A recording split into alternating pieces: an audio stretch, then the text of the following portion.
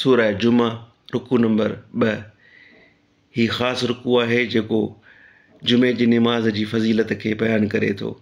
ए ईमान वारो, जॾहिं जुमे जे ॾींहुं